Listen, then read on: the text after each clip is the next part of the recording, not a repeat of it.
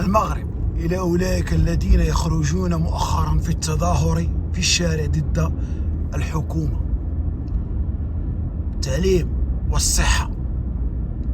ليس كل من يخرج إلى التظاهر له نية صافية ونية حسنة.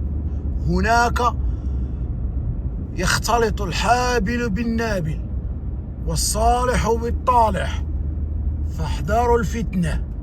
وأنتم الذين تخرجون إلى الشارع، أنتم من أوصلتم أولئك الناس، تبيعون ضمائركم بأموال رخيصة ثم بعد ذلك تشتكون.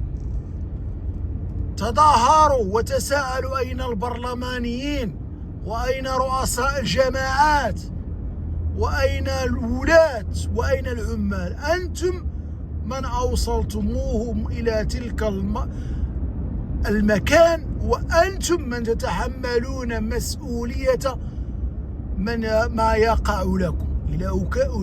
إلى كل أولئك الذين منحوا أصواتهم مقابل المال.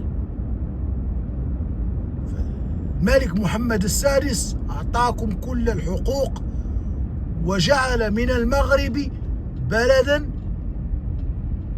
يحسد عليه، لكن لا أحد من المواطنين يساعده ويقدمون له الدعم. والسلام عليكم.